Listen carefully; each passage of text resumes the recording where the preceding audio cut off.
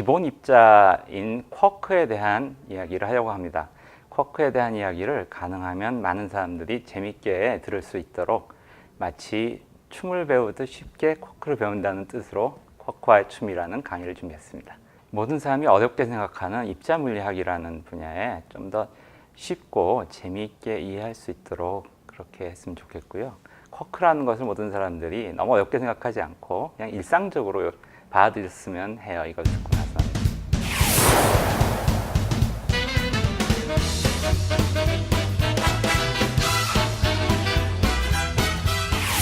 제가 이 한국에 들어오기 전에 외국에서 오랫동안 연구원 생활을 했었어요. 중에 이제 일본에도 있었고 미국에도 있었는데 특히 서울대학에서 연구원으로 생활할 때는 거기 있는 그 자원봉사 비슷한 국제학생회 같은 게 있었는데요. ISB가 세르나네요.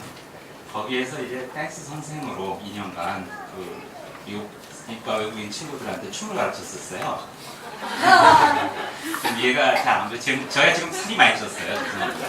근데 그때 경험이 그런 생각이 나더라고요. 춤은 참 사람들이 재밌고 쉽게 배웠는데 왜 물리학을 배우는 거는 참 어려울까? 둘 다 가르쳐본 입장에서 어떻게 하면 물리학을 좀 더 춤을 가르치듯이 좀 더 흥미있게 가르칠 방법은 없을까?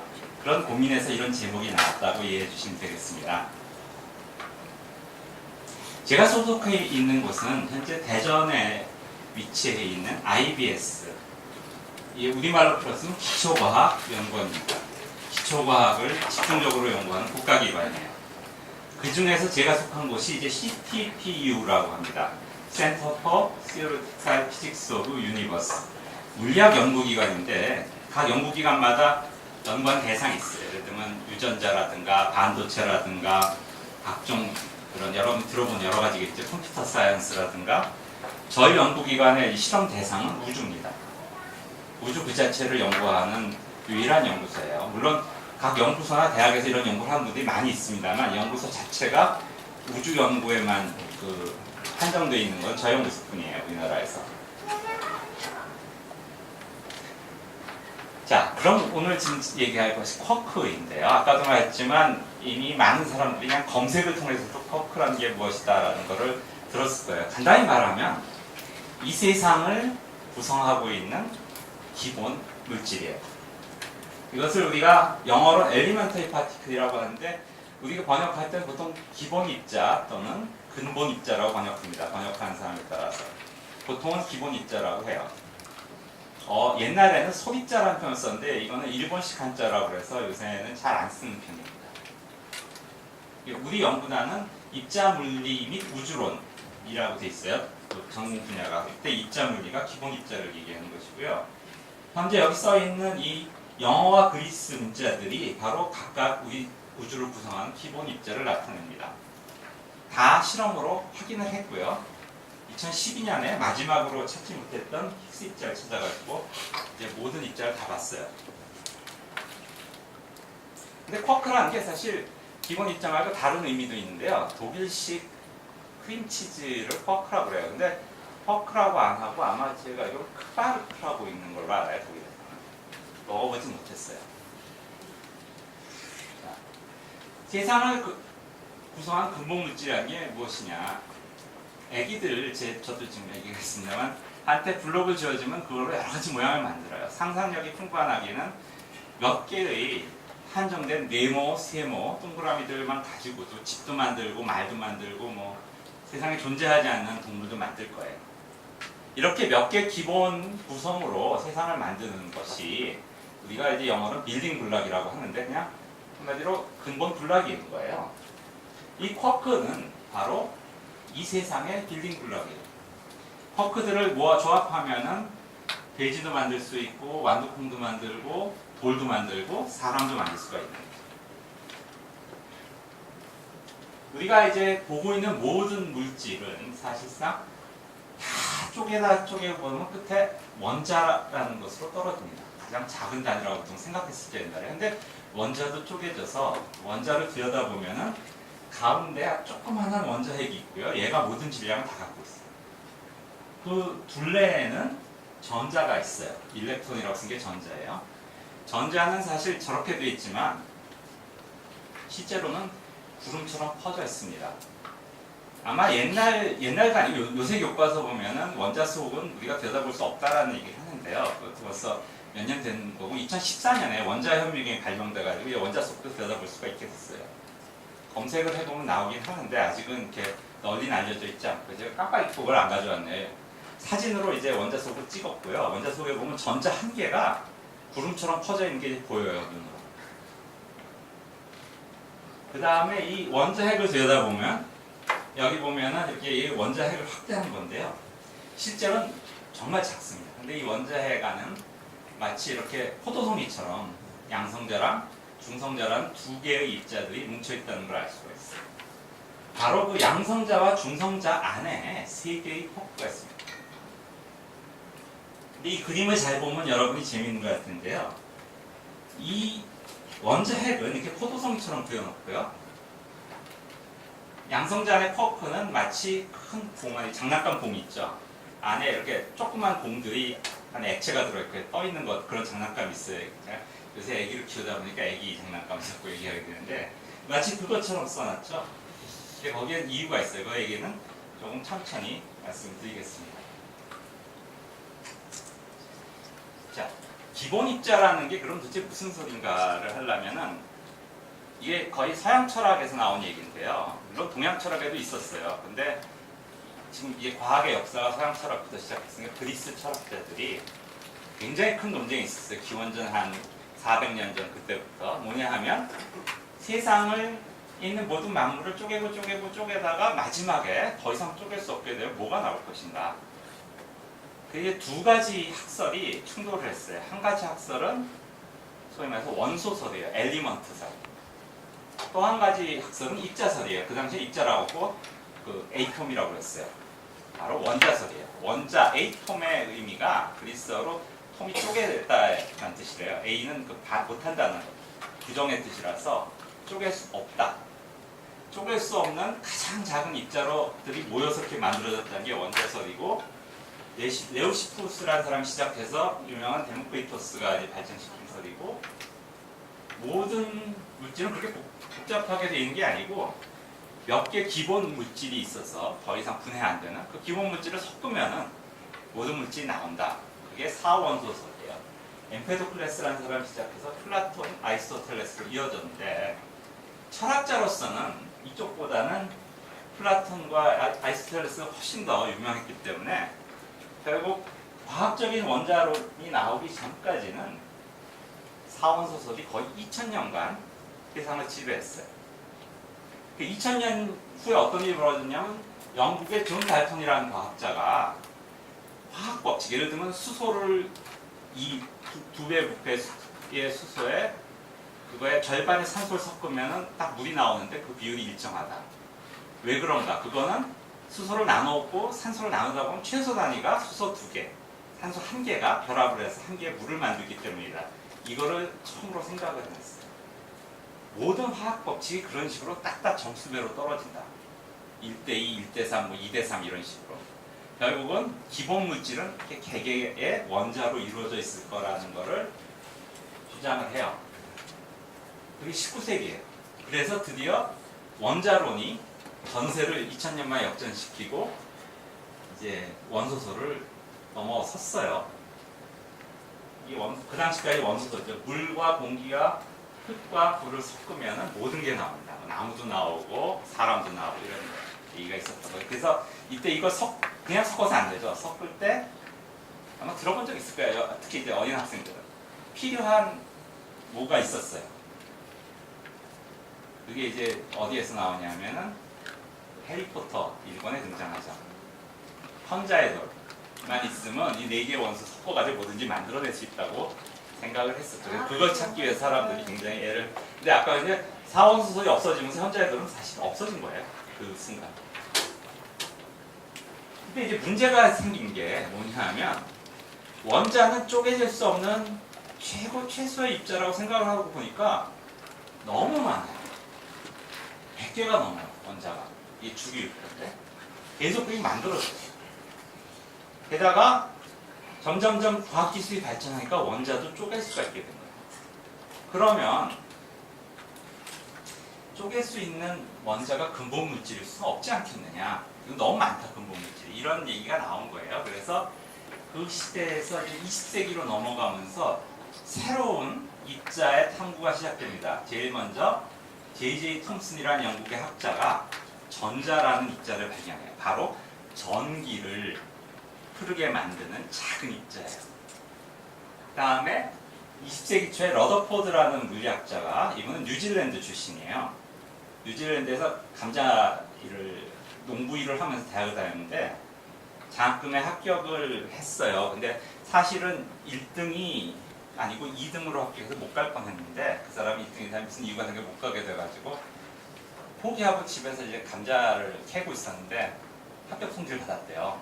이제 그 사람 설에 의하면 그 자리에서 감자 그 수레를 엎고서는 평생 다시는 감자 농사 안 지을 거야 그러는 영국으로 떠났대요.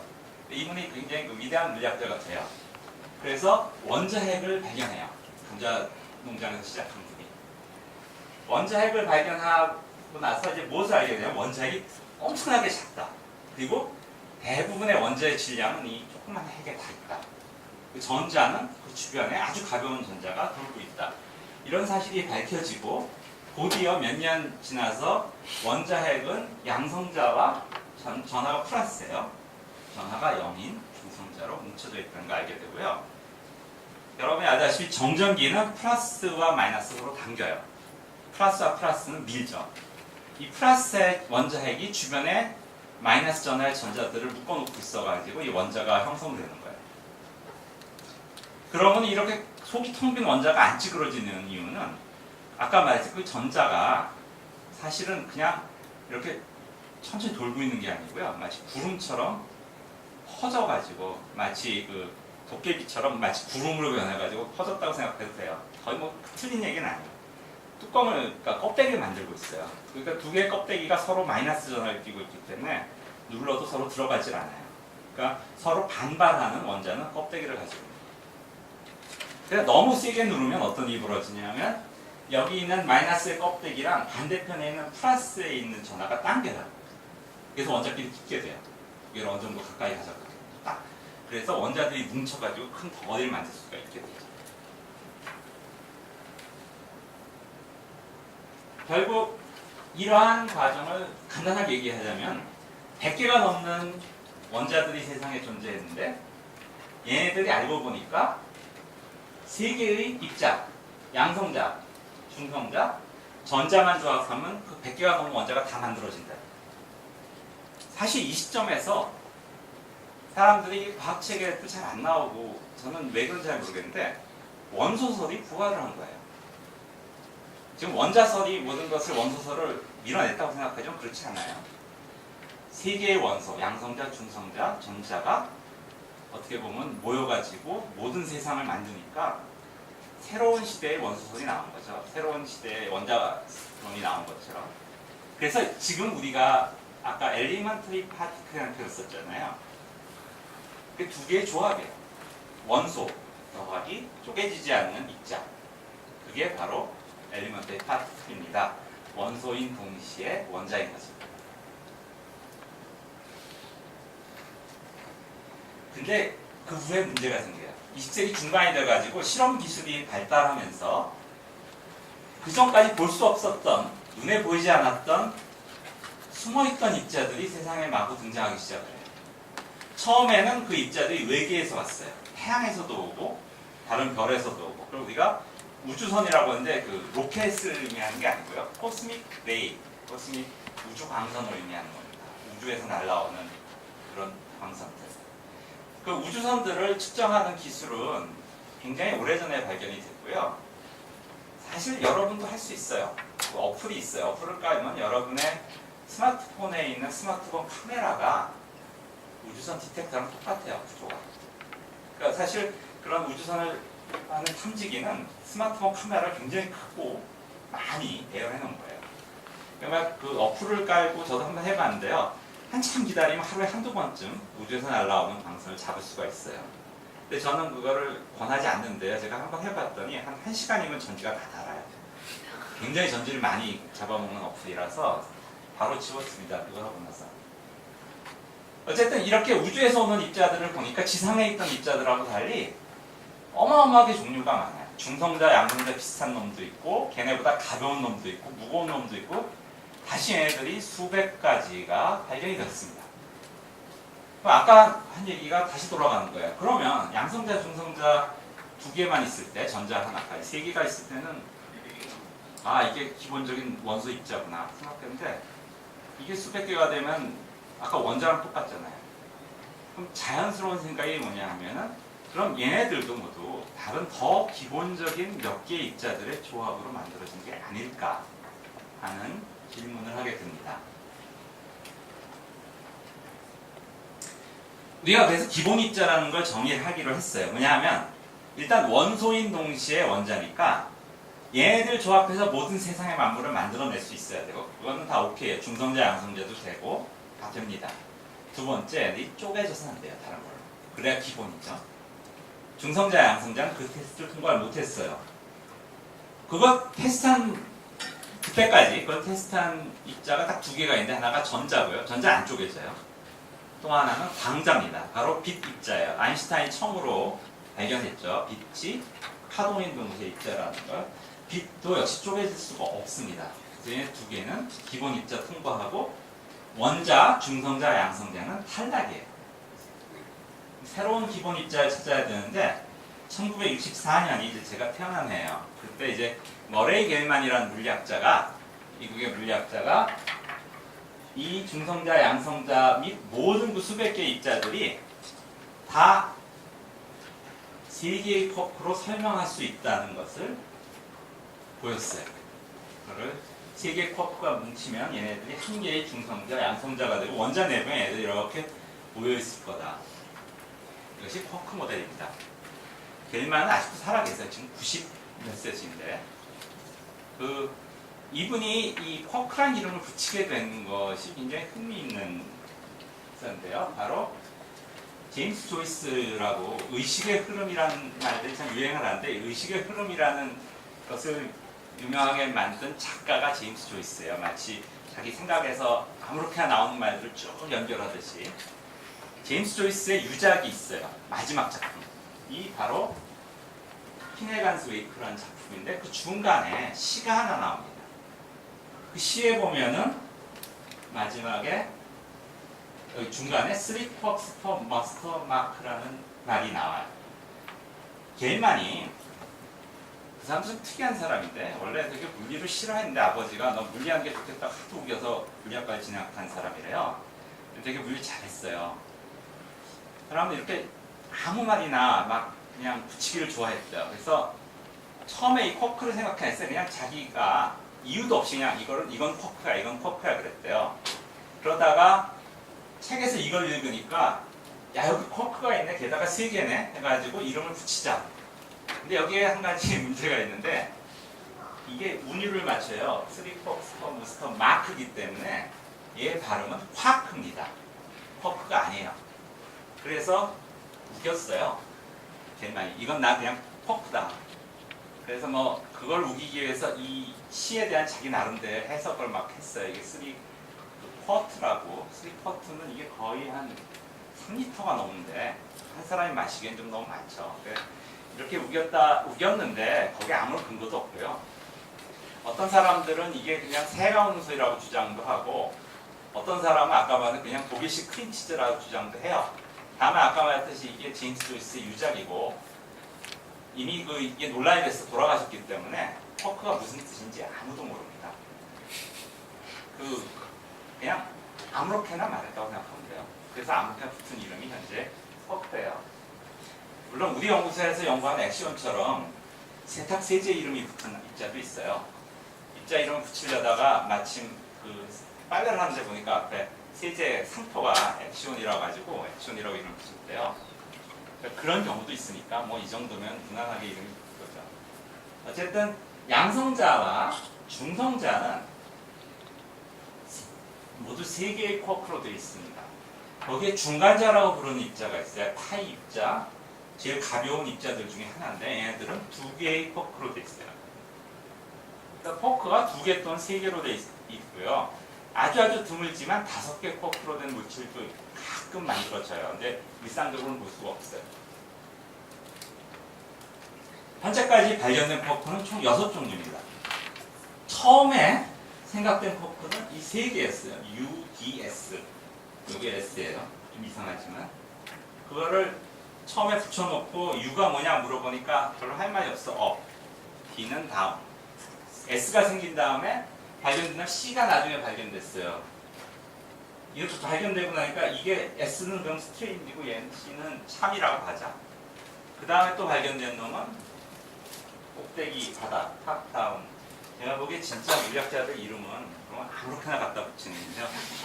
그거는 뭐 어쩔 수가 없는 것 같아요. 여기서 이 쿼크들 중에 제일 늦게 발견된 놈이 얘입니다. 탑 쿼크.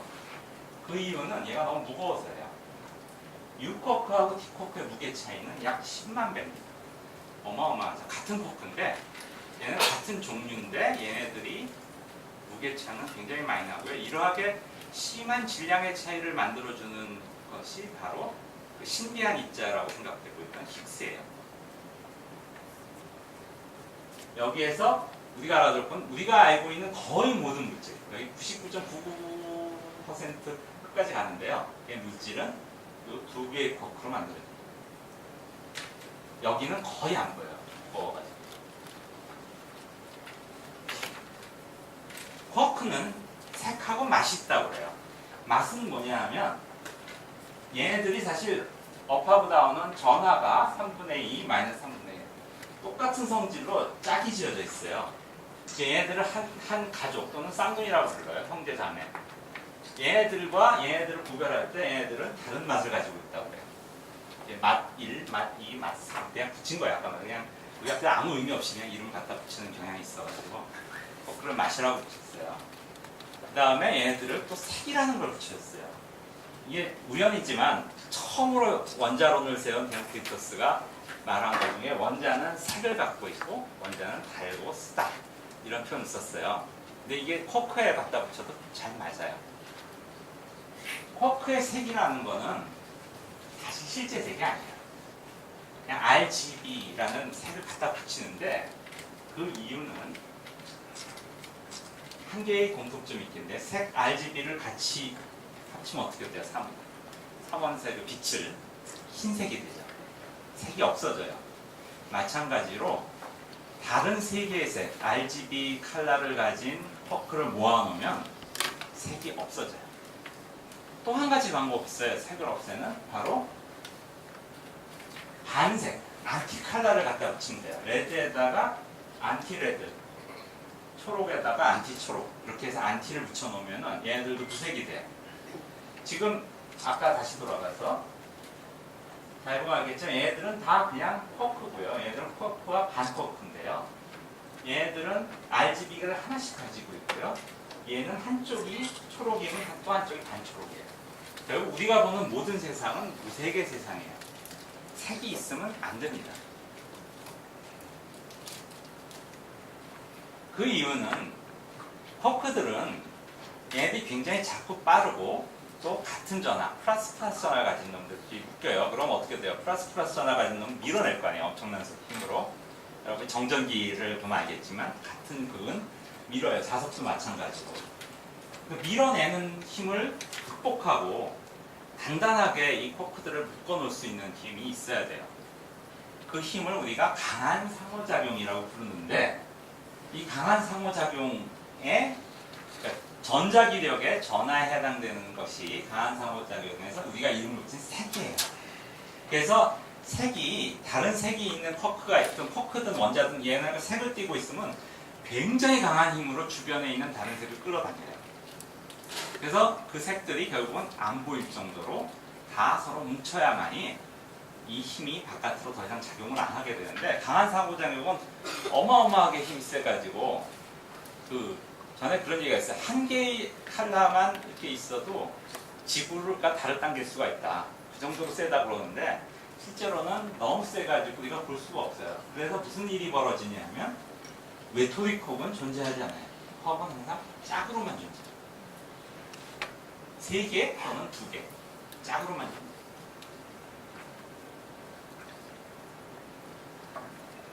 이 강한 상호작용은 당연히 이제 쿼크를 처음에 쿼크 모델을 만들었지만 쿼크가 단순히 뭉쳐있다. 아무 의미도 없죠. 얘네들을 무슨 수로 묶어두냐. 그 묶어두는 힘을 설명하는 게 바로 그 다음에 나와요. 얼마 전에 노벨상을 받으신 이제 요이치로 나무 박사하고 같이 이름을 쓴 사람이 한국의 한무영 박사님인데 신기할 정도로 굉장히 큰 업적을 내고도 한국에서 안 유명한 분이에요. 작년에 돌아가셨어요. 사실 그분 만나봤는데 항상 안타까운 게 우리 입자물리학계에서도 진짜 안 유명해요. 한무영 박사님. 초청 세미나도 안 하고 거의 노벨상 받을 분 한 분인데도 그렇게까지 사람들한테 존재감이 없던 과학자는 제가 알기로는 이 세상에 이분밖에 없어요. 하지만 강한 상호작용을 발견한 사람은 한국분이에요. 정말 안 알려져 있는 한무영 박사님 작년에 돌아가셨어요.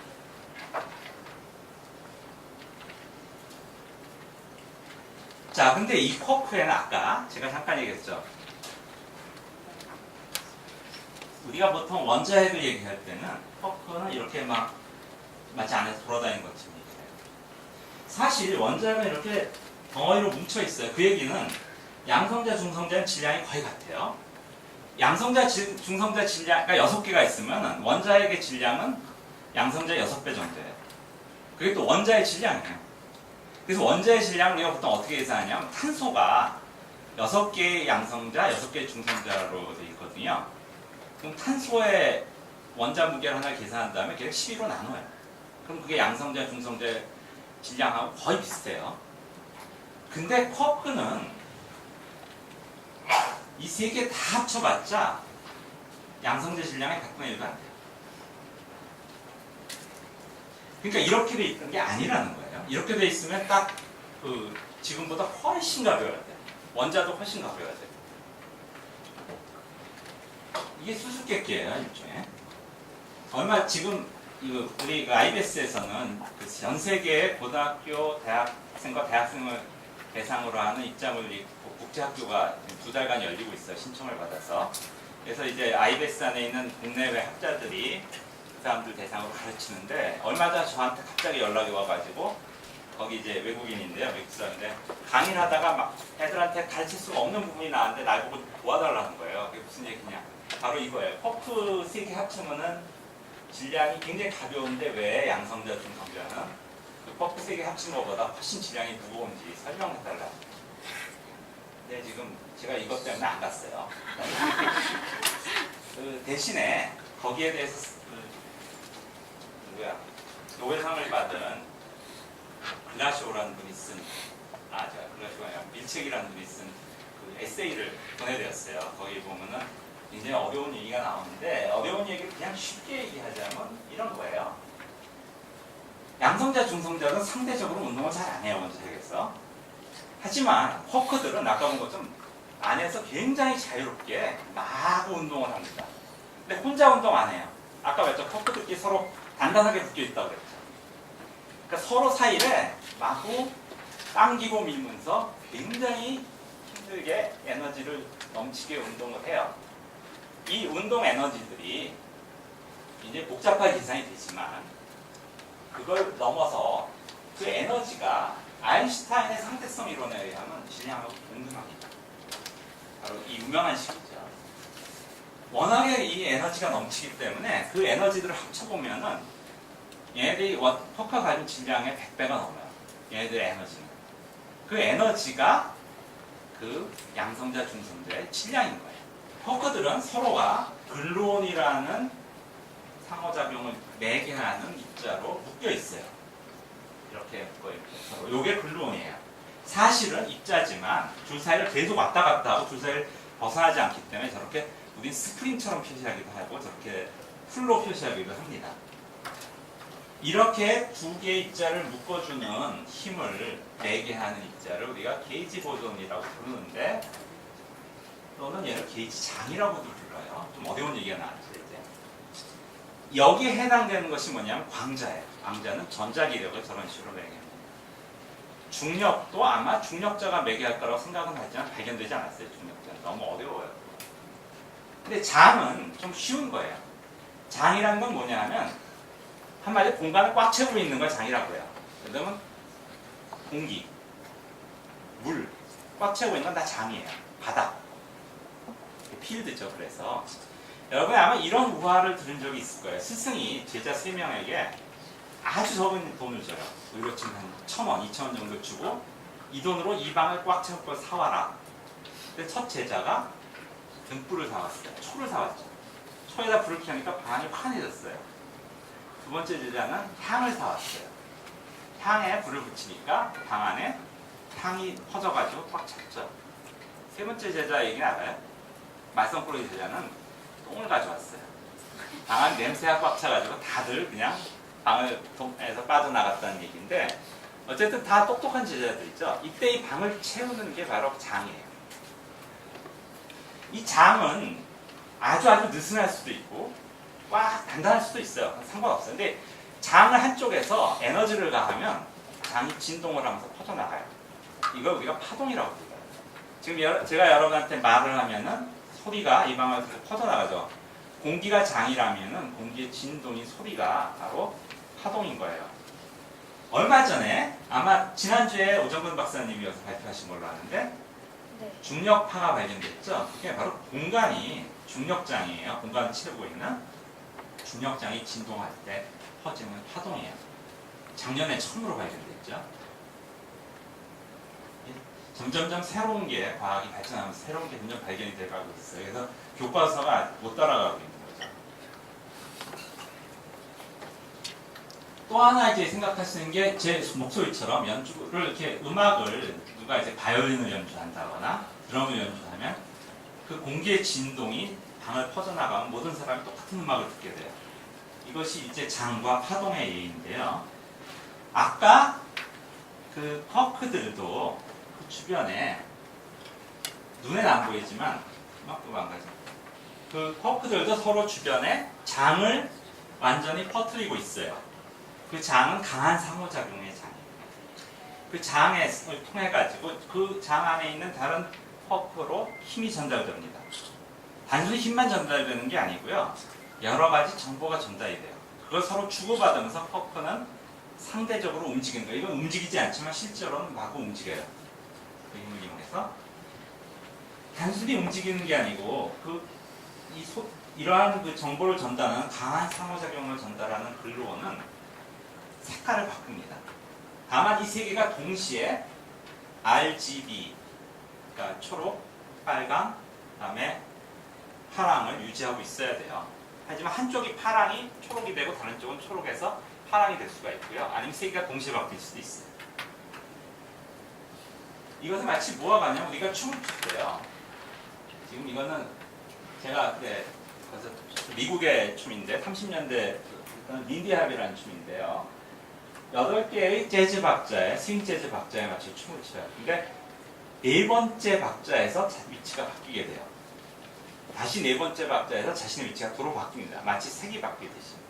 그럼 그러한 것을 전달하는 것은 무엇이냐면 눈으로 보기엔 둘이 붙잡고 있는 손 같죠. 하지만 손이 사람을 당겨서 움직일 수는 없어요. 손은 단순히 정보를 전달하는 겁니다. 실제로 이 사람들을 움직이게 하는 건 이 방 안을 채우고 있는 음악이에요. 음악 안에서 아까 말한 스윙 재즈는 명확한 8개의 박자 단위로 반복이 돼요. 강약이. 그것을 우리가 모두 이 춤춘 사람들은 훈련을 받아가지고 몇 번째 박자에서 내가 몇 번째 걸음, 몇 번째 박자에서 내가 위치를 어디를 갈 건지를 알고 있어요. 상대방이 신호를 보내는 순간 서로 위치가 바뀌는 것은 그것 때문이고요. 훈련된 댄서들은 명확하게 그 위치가 음악에 따라서 바뀝니다. 마치 펑크들이 컬러가 글론을 주고받은 색깔이 바뀌듯이요. 스윙 축제 때 스윙 춤 같은 게 저하지라서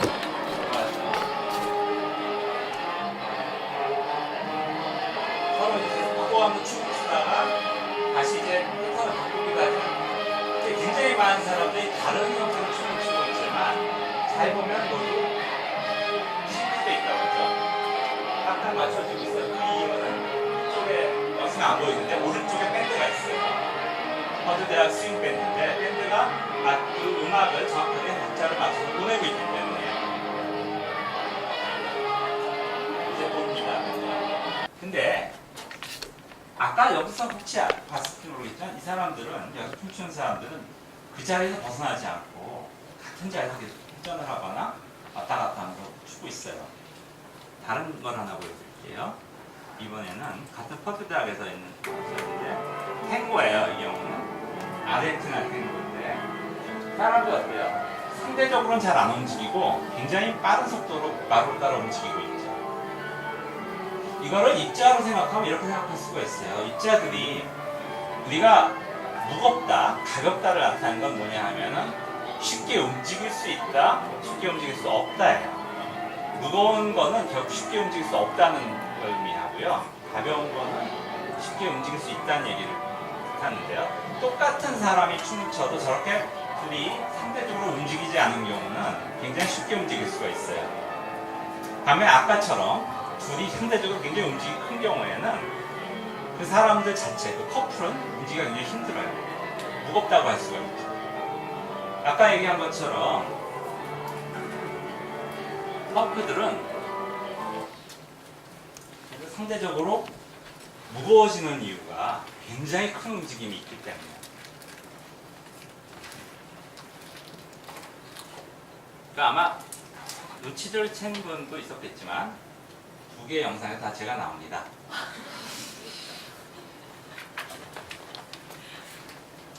나중에 한번 다시 보여드릴게요. 끝나고 나서 확인은 얼마나 잘 찾으셨는지. 지금 이렇게 많은 사람들이 있고 넓은 공간이 있고 그리고 음악이 끊임없이 나오는데 사람들이 굉장히 조화롭게 움직이잖아요. 그건 모든 사람들이 그 음악에 있는 법칙을 이해하고 있기 때문이에요. 음악의 법칙은 음악에 나오는 박자예요.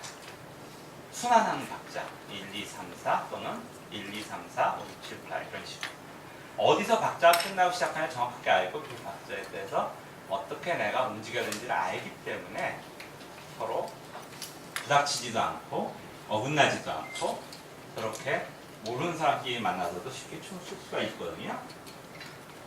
이러한 규칙이 포크에도 있는 것이고 포크는 사실 춤을 배우지 않아도요. 완벽한 댄서인 거예요. 그 음악이라는 게 무엇이고 그 박자라는 게 무엇이냐 하면 포크를 춤추게 한 음악은 표준 모형이라는 법칙이에요. 그리고 그 장르, 예를 들면 아까 처음 본 거는 스윙 재즈라는 음악 장르의 스윙 댄스고 두 번째가 아르헨티나 탱고라는 그 춤이었어요. 그 음악인데 여기에서 우리가 말하는 이 표준 모형을 굳이 장르로 구별하자면 양자 장르, 펑펑 피리시오리가 돼요. 아까 그 장이라는 것인데 거기 그것이 이제 양자 물리랑 결합된 것이고요. 얘의 모태는 상대론적 양자 역학이라고 합니다.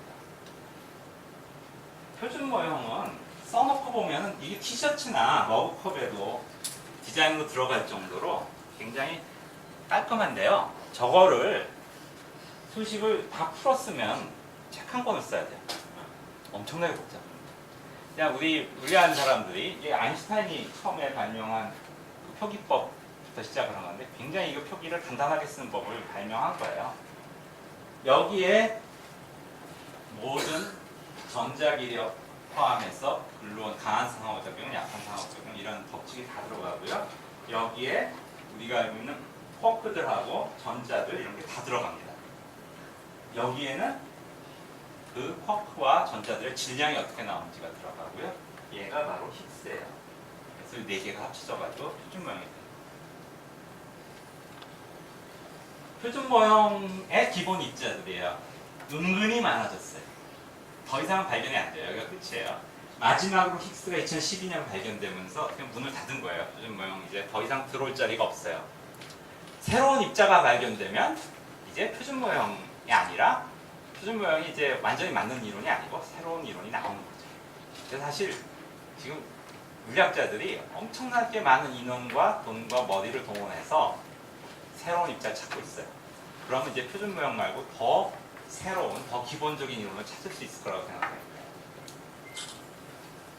그럼 아까 말한 표준 모형이 그럼 뭐냐?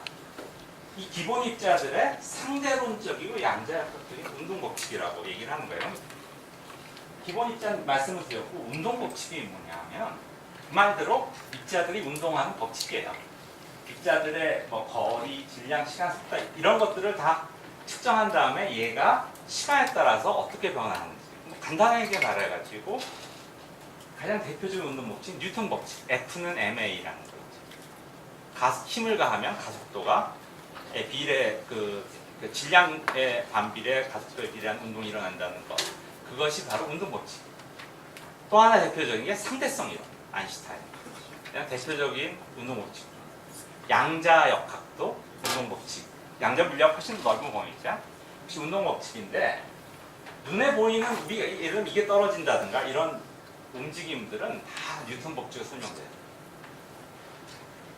근데 이 물체가 엄청나게 빨리 움직여서 빛의 속도의 10분의 1을 넘어가면 그때부터는 뉴턴 법칙으로 설명이 안 돼요. 그래서 그때부터는 상대성 이론을 써야 되는데 대표적인 게 이게 전자기파예요. 전자파들은 빛의 속도로 이렇게 사실 빛하고 똑같은 거예요. 진행하니까 전자기 현상이나 광학은 뉴턴의 법칙으로 설명 못해요. 상대론으로만 설명이 가능해요. 근데 상대론 하면 굉장히 신기하게 생각하는데 상대론이 일부가 전자기 법칙이에요. 전자기 유도라든가 광학이라든가 이런 게 다 특수상대성 이론입니다. 사실상. 우리가 알고 있는 전자기기들은 다 특수상대성 이론에 의해서 작동한다고 생각하면 돼요. 두 번째 이제 중력이 아주 강해지면은 뉴턴의 법칙이 성립을 안 해요. 그때는 이제 아인슈타인 일반 상대성 이론을 써요. 또 한 가지 뉴턴 법칙이 설명 못하는 게 있는데 굉장히 작은 물건들이에요. 보통 나노 그러죠. 나노가 얼마냐 하면 10억 분의 1m가 1나노미터인데요. 나노미터가 정확한 말이에요. 나노라는 말은 그냥 단위가 아니고 그 크기의 몇 분율이라는 뜻이에요. 10억 분의 1이 나노라는 뜻이에요. 근데 나노미터가 보통 우리가 나노라고 그러는 건데 이 나노미터 정도 되면은 뉴턴 법칙이 성립 안 해요. 굉장히 이상해져요. 우리가 눈으로 안 보니까 근데 가장 대표적인 예가 물건들이 퍼져요. 아까 왜 전자가 왜 구름처럼 퍼져서 이렇게 껍데기가 되냐? 작기 때문이에요. 작은 물체들은 막 퍼져요, 그냥. 그래서 요새 반도체 산업을 할 때요. 반도체 기술이 발전하는 사람들이 예측을 잘 못해요. 왜 그랬을까요? 요새 그 컴퓨터에 관심 있는 학생들은 일단 몇 10나노, 20나노 이런 표현들 쓰죠. 그게 그 가운데 있는 기본 전선 단위가 그런 포자 단위가 20나노미터까지 자를 수가 있어요. 그렇게 되면 잘라놓은 놈들이 다 퍼져요. 주변으로. 그래서 전자가 다니다가 주변에 막 퍼져버려요. 양자물리가 다 적용이 돼야 되거든요. 그래서 지금 그 양자 기술이 거기 적용되기 전까지는 사람들이 정말 구름을 잡은 거죠. 진짜로 구름을 잡은 거예요. 왜냐면 전자가 구름이 되어요. 양자 물리학 덕분에 그렇게 작은 곳도 이제 운동 법칙을 설명할 수가 있게 됐어요. 그런데 처음에 30년대에 양자 물리학이 등장했을 때 문제가 얘네들은 느린 물체만 설명을 했어요. 그러다 보니까 전자는 그런 아주 작은 입자가 굉장히 빨리 움직이는데 설명이 잘 안 되는 거예요. 그래서 이분의 이름이 폴 아드리안 모리스 디렉인데 아주 빠르면서 작은 물체를 동시에 설명할 수 있는 상대론적 양자 물리학을 만들어내요. 근데 만들어내놓고서는 동료들한테 엄청나게 욕을 먹었어요. 왜냐면 굉장히 이상한 결과를 발견했거든요. 그냥 수식을 만들어냈는데 그 수식을 푸니까 입자가 존재하면 그 입자의 모든 성질이 반대인 어떤 존재가 있어야만 된다는 결론이 나온 거예요. 본인도 그걸 이해 못했어요. 그게 뭔지. 그게 바로 반물질이에요. 즉 상대론적 양자역학에 의해서 필연적인 결과는 모든 물질은 반물질이 존재한다는 것인데요. 이게 굉장히 흥미있는 일이 된 거예요. 왜냐하면 물질하고 반물질이 동시에 존재하면 얘네들은 합쳐져 가지고 순수한 에너지로 돌아갈 수가 있어요. 그러면 우리가 예전에 아주 무거운 쿼크들 6쿼크보다 10만 배가 넘는 무거운 탑쿼크 같은 거 어떻게 발견했느냐? 아주 가벼운 쿼크도 굉장히 빠른 속도로 가속을 하면 높은 에너지를 가지죠. 그래서 굉장히 높은 에너지를 가진 쿼크랑 반쿼크를 충돌시켜버려요. 그럼 두 개가 충돌하는 순간 얘네들은 순수한 물질과 반물질만 순수한 에너지로 돌아가죠. 요 점의 에너지가 운동 에너지가 합쳐져서 어마어마하게 큰 에너지가 돼요. 어마어마하게 큰 에너지는 다시 어마어마하게 큰 질량이 될 수가 있으니까 원래 이 입자의 10만 배가 무거운 탑코크와 반탑코크 짝을 만들어낼 수가 있어요. 실제로 그렇게 만들어내요. 그렇게 해가지고 무거운 코크들을 찾아내게 됐습니다. 그러다 보니까 실제로 원자핵은 이렇게 돼요. 안에서 계속 굉장히 빨리 막 운동하고 있어요. 그러다가 서로 충돌하게 되면은 거기 그 사이에서 쿼크 반쿼크가 튀어나오고 얘들이 또 모여서 다시 또 쿼크 반쿼크가 튀어나오고 그러니까 순간적으로 보면은 수없이 많은 물질과 반물질들이 안에서 얽혀가지고 돌아다니는 거예요. 그러니까 꼭 마치 무슨 상황이냐면 근데 그렇게 얽혀도 서로 빠져나오질 않죠. 그냥 그 안에서만 돌아다닐 수가 있는 거예요. 제가 다쳤던 춤이 아까 탱고 스윙 말고 하나가 더 있어요. 커드에서 쿠바의 춤인데 카지노 루에다라는 춤이에요. 둘이 추는 게 아니고 둘이 추는데 둘씩 굉장히 많이 모여가지고 서로 파트너 바꿔가면서 추는 거예요. 돌아가면서. 아, 이거 어지럽죠. 근데 룰이 있어요. 그래서 서로 부닥치지도 않고 얽히지도 않고 이렇게 춤을 출 수가 있어요. 자, 전화이지만 굉장히 많은 사람이 추지만 좁은 공간에서 벗어나질 않아요. 자기의 그 정확한 음악에 맞춰서 위치를 잡기 때문에. 그러니까 이렇게 많은 입자, 반입자가 모여있어도 이게 마치 진짜 원자일 것 같은데 서로 떨어지지 않고서는 나갔네요. 떨어지지 않고 안정된 상태로 뭉쳐있을 수 있는 거예요. 재미있는 것은 완전히 구슬, 단단한 구슬 같은 양자, 그러니까 원자핵, 양성자, 중성자 안을 들여다보면 아까 본 것처럼 쿼크와 글루온들이랑 그 반쿼크들이 무수하게 모여서 짝을 짓고 서로 막 빙글빙글 돌고 왔다 갔다 하고 돌아다니고 있다고 생각하면 돼요. 지난번 중심. 하지만 그 양성자는 전혀 그런 외부에서 볼 때는 기가 안 날 정도로 아주 안정적이에요. 자, 그럼 이런 쿼크를 우리가 어떻게 볼 것일까? 우리가 어떤 물체를 본다는 거는요, 정확하게 말하면 어떤 원천에서 빛을 내보내요. 지금 저기서 빛이 나오죠? 빛이 여기 반사가 됩니다. 반사된 빛이 여러분의 눈으로 들어가서 그 안에는 시신경을 자극하면 거기서 화학작용이 일어나가지고 뇌로 신호가 가는 게 바로 보는 거예요. 그러면 굳이 빛을 반사시킬 필요가 없어요. 뭐든지 던지면 됩니다. 왜냐면 전자도 쏘고요. 그 전자현미경이죠. 가장 좋은 방법은 쿼크가 잔뜩 들어있는 양성자를 다른 쿼크가 잔뜩 들어있는 양성자를 서로 엄청난 속도로 가속시켜서 정면 충돌시키는 거예요. 대형 사고가 나는 거죠. 충돌로 인해 가지고. 그럼 그 에너지뿐만 아니라 두 개가 충돌하면서 안에 있던 쿼크들끼리 마구 반응을 해서 걔네들이 사방으로 산란져서 튀어나오게 돼요. 그 튀어나온 쿼크들을 우리가 잡아가지고 보려는 건데 한 가지 아까 말한 문제가 있죠. 쿼크, 외톨이 쿼크는 볼 수 없어요. 얘네들이 너무 힘이 세가지고 부닥치는 순간 튀어나온 쿼크들이 주변의 진공을 쪼개버립니다. 쿼크와 반쿼크. 그래가지고 얘네들끼리 서로 다시 결합을 해서 중성의 그 입자들로 변해요. 이런 현상이 나요. 쿼크 두 개를 쪼개버립니다. 힘을 엄청나게 가지고 충돌을 해서 쪼개면 이 사이에서 입자랑 반입자가 만들어져요.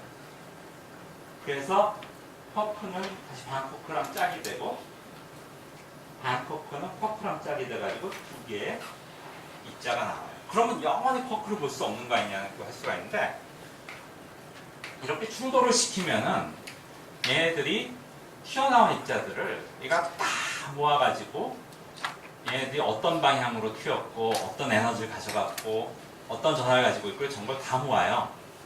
그러면 원래 처음에 나온 쿼크가 무엇인지를 밝혀낼 수가 있어요. 쉬운 일은 아니에요. 그런 걸 하기 위해서 이제 하는 게 아까 말한 입자 가속기예요. 입자 가속기는 간단히 말해서 자석하고 전지를 이용해서 전하를 띤 입자를 빠르게 달리게 만드는 거죠. 그 다음에 그 두 놈을 충돌을 시키는 거죠. 크면 클수록 좋아요. 에너지가 높으면 높을수록 좋고 현재까지 제일 작은 입자 가속기는 아주 조그매요. 옛날에 지금은 아시죠? 옛날에 그 지금은 다 LCD잖아요. 옛날에는 CRT 모니터를 썼어요. 브라운관 TV라는 걸 썼고, 그 브라운관 TV나 CRT의 맨 끝에는 전자 가속기가 달려 있어요. 그 전자를 가속해서 스크린에다가 막 쏴주는.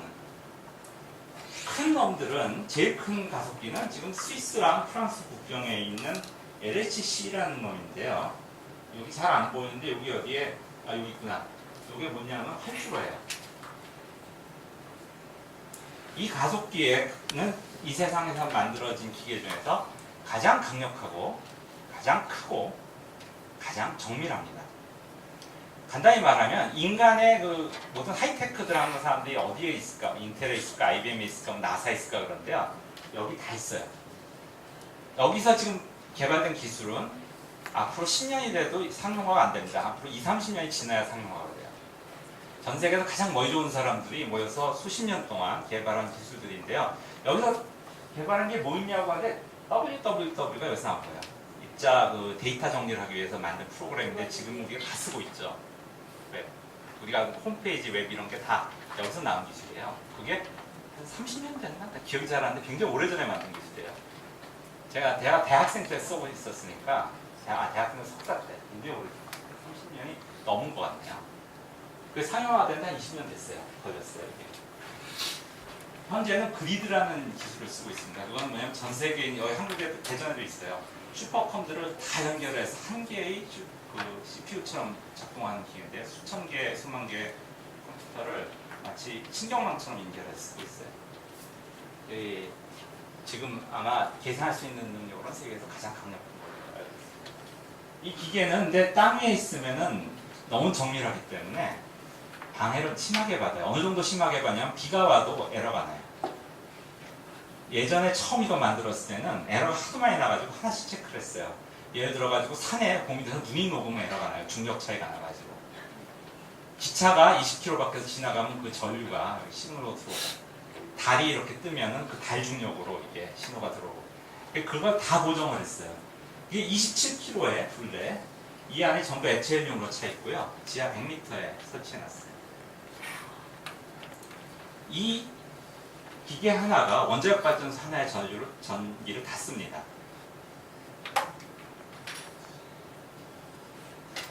이 가속기의 원리를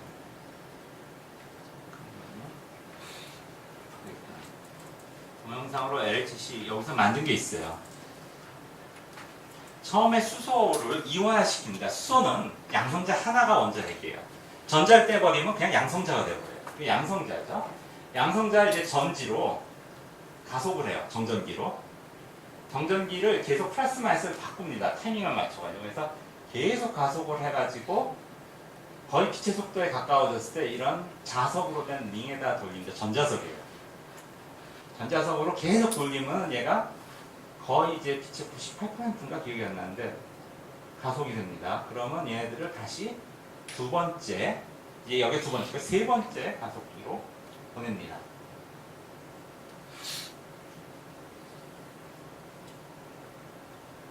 많이 빨라졌네요.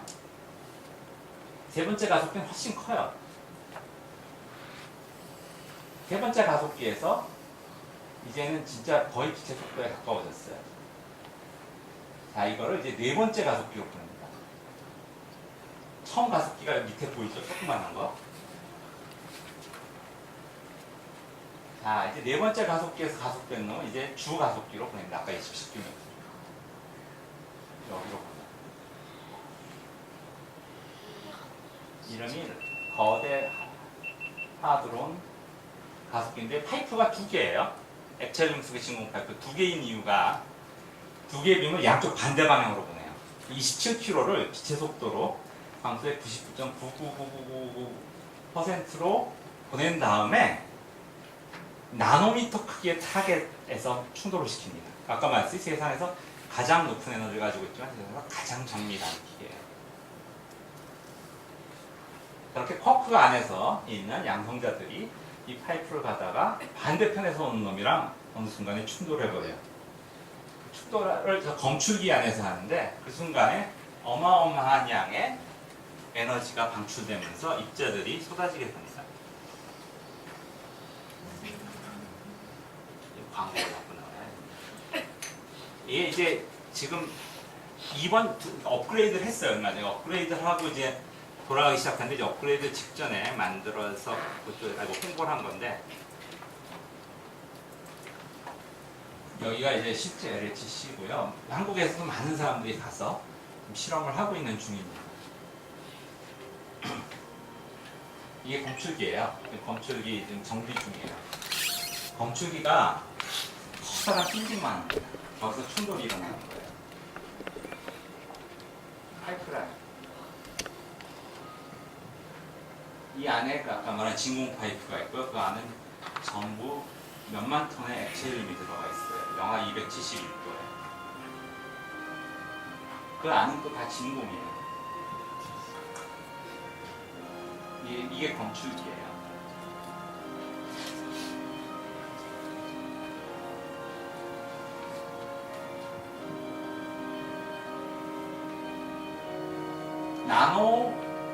저 안에 한가운데서 나노미터 크기의 공간에서 모든 충돌이 일어납니다.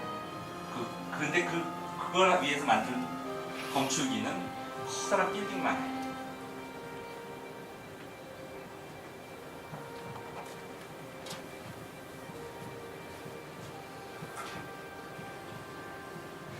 이런 곳에서 우리가 퍼크를 보는 거예요.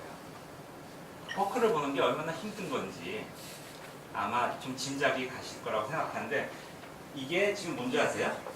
이 파란 선이 실제 크기고요. LHC에. 여기가 세종시예요. 이가 이제 얼마 큰지 좀 감이 잡히시죠? 세종시보다 커요. 저 시험지. 세종시가 작은 거 아니에요? 시가 작다고 볼 수 있죠.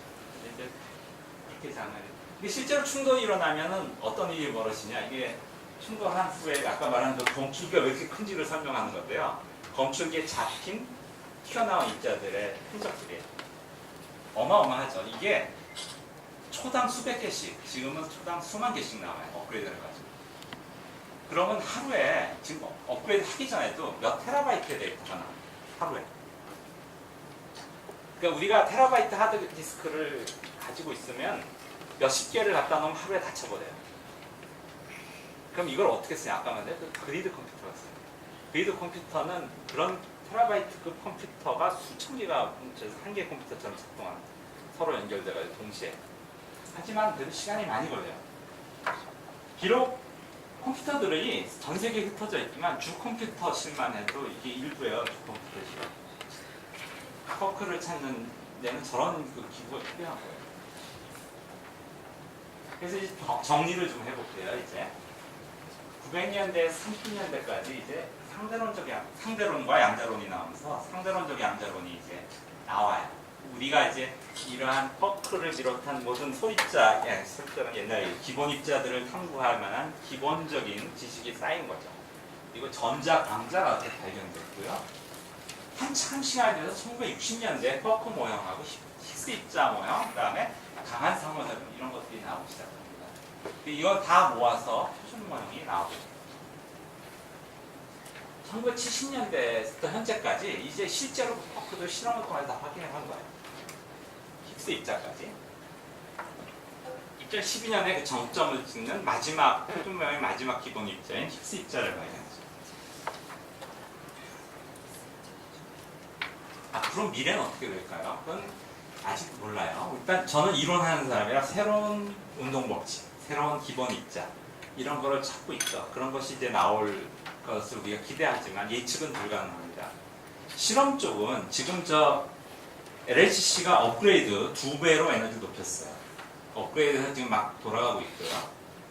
그것만으로도 부족할지 모른다 해서 지금 중국은 아까 그 가속기의 50배 에너지를 가진 크기가 서울보다 큰 가속기를 제작하는 프로젝트 시작했는데 될지 안 될지 몰라요. 그냥 어마어마한 정말 거대 가속기를 프로젝트 시작했어요.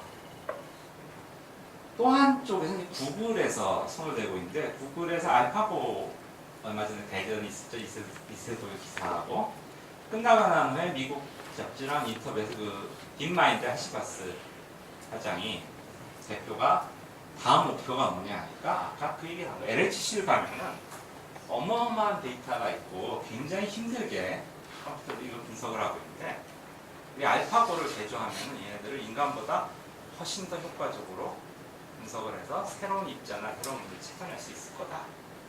그래서 실제로 그 사람의 목표 중에 하나가 좀 LHC하고 협업을 해가지고 인공지능에게 이러한 데이터를 분석하고 입자를 찾아내도록 훈련을 시키는 거예요. 그래서 앞으로 이제 인공지능이 많은 부분 물리학 연구에 인간을 대체할 가능성도 있어요. 자, 이제 제가 하려는 얘기는 다 끝났고요. 가끔은 우리가 구성하는 터크라는 것을 한번 생각해 보시라는 말을